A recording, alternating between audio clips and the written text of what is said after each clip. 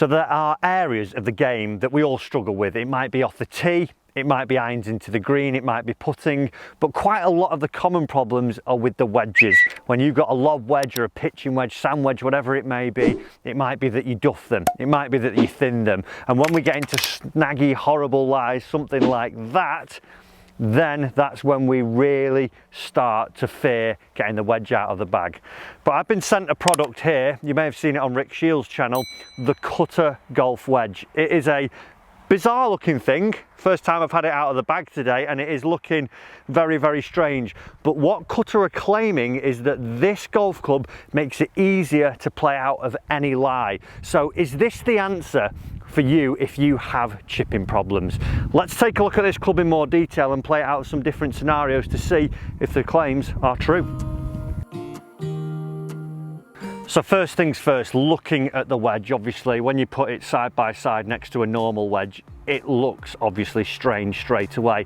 And there is a reason for that. In the design of this club, what they've done is made the leading edge and the sole of the club a little bit different. What we can see here is sort of this crescent-like sole on the club, which means that the leading edge is a lot smaller of the golf club.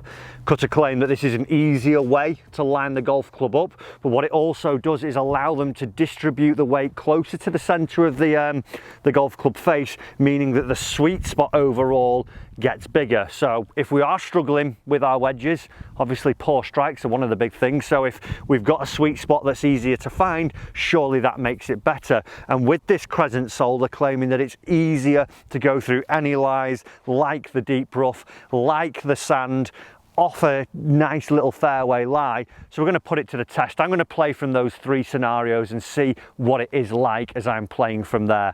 For me, as a better golfer, as it were, it is a strange looking thing, and as you put it down and you're looking, it does take some getting used to, but if I started chipping it closer, it could find its way into the bag. So let's head over to the bunker first and see what it's like out of the bunker. So we're going to start off in the bunker. I'm going to take 5 balls and literally just throw them in so it's pretty fair as we're looking at them, not putting them on decent lies. What I would say when you look at the wedge, obviously if you're someone who's struggling with the wedge, you're not going to be into opening it up and trying to really activate the bounce. But for me, it looks like the leading edge is just going to dig when I get into the sand. So that'll be interesting. Let's jump in, let's hit these 5 shots and give you an idea of what it feels like. It does look, because of the leading edge, like I say, being so small, that's just going to bury into the ground. So I could see it digging in. Whether it forces it out, will I have to swing a little bit harder? We shall soon find out. Came out pretty easy, you know, as we can see there, big divot on that first one. Let's go a couple more.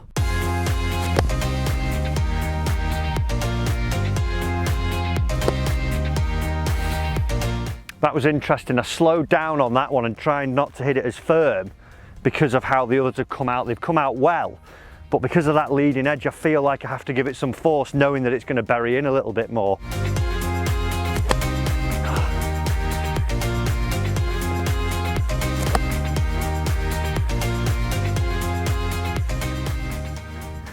So not my best 5 bunker shots there. We've got one that is just off the side of the green here.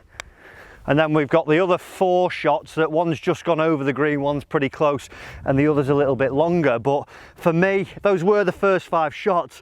That leading edge, I'm just not, I like to open the bounce out, but you know, this probably isn't a club that I would be using. But what I would say, if you were committed to actually just thumping it out a little bit more and letting this crescent sole get down and into the sand, it will lift them out. Evidently we can see it here. So if you are someone who lacks a little bit of commitment, it's definitely going to get you up out of the bunker. But for me, the finesse shot and looking down on that when I'm playing a bunker shot isn't the most inspiring. Let's move on to the short rough round the green, or the fringes round the green, and then we're going to test it out of some thick juicy rough and see what it's like there. I've got a little bit of a knoll that I've got to get over, so normally I would play something like my 54 or my 58 to elevate it over here and see it running out. And again, this is where for the person who's not quite confident with the chipping, I definitely think the size of the face would build loads of confidence, really install it that as when you see the club behind the ball, you can really feel that you can get it onto that middle there. Also, it does feel, to be fair, like I say, out of the bunker, it felt like it grabbed a little bit, so a little bit more force was just needed. But when you place it on the rough here, it does seem to glide pretty easy and feels quite nice. Overall, the weight of the club as well feels pretty decent. Just a standard, what looks to be a standard rifle shaft here in their own CG grip. Overall, you know, when you get it on the grass, it, you know, it doesn't feel too bad. But let's see how it performs here out of these shots.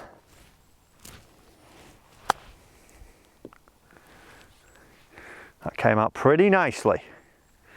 We'd take that one and definitely found the middle easy.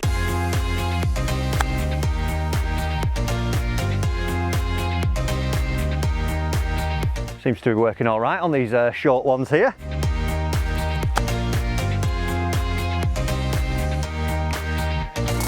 Nice. The feel off the face is pretty decent. I don't know whether it's a forged club or not. I think it is stainless. It's not a forged metal, but it does feel pretty soft with, you know, with a premium ball. Not feeling too harsh and clicky that you'd almost expect from more of the clubs that you would see in a game improvement line.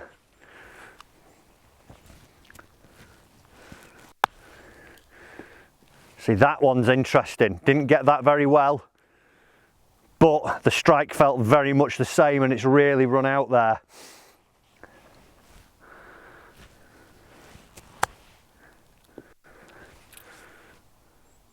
That one have gone in. Claiming it, that would have gone in, that one. So when we look at those ones there, 3 shots, one that I say there definitely was going into the hole, that are all within gimme range. The other one really close, and the other one not too far away. Definitely around the greens, what I would say.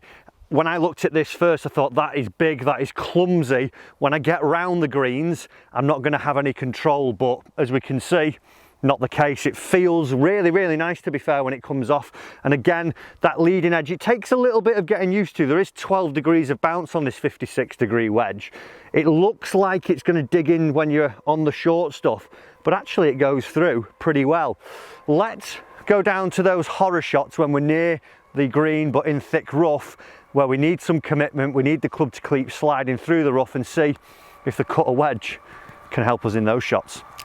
So a little sweet spot test I wanted to do. They say that the sweet spot's a little bit bigger and that the weight is more towards the back and the centre of the golf club here. So when you're finding it, just bouncing it off here, even if you move it off around the face, it still gets a pretty good bounce there. Obviously that one caught the heel, but if we get just in close here, what we see, even as I move it around the face a little bit, it's still getting a pretty decent bounce there.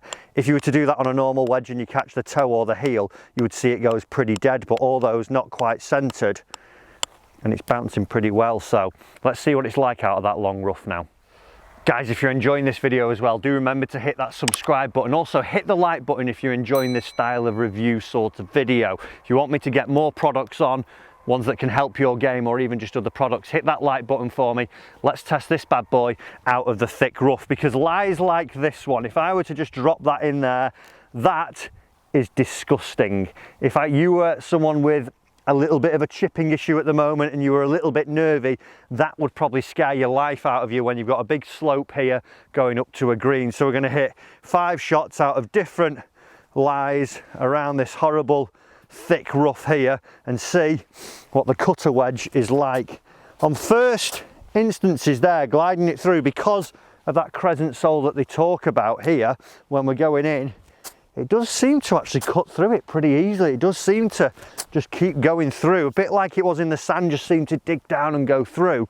So let's see if that is the case when we actually come to hit one here. Oh, that is brilliant. That just seemed to carry on through, all the way through that horrible, horrible lie. Let's actually put this one in a bit of a terrible spot again. Let's throw it somewhere here, at the back of that divot. That isn't nice again. And almost from, if we're looking close here now at this one, when you've got the big wedge behind and you've got the larger club face here, when you've got it in, it does almost instill a little bit more confidence when you see that club behind the golf ball there. Do feel like I can just let the club swing easily through and it's going to pop it out. So let's see if that's the case again.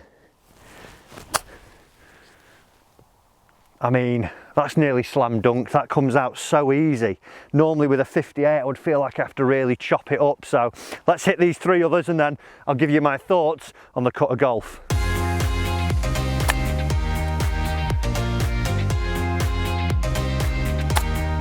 Oh, even that's done okay. Was trying to be a little bit cuter with it.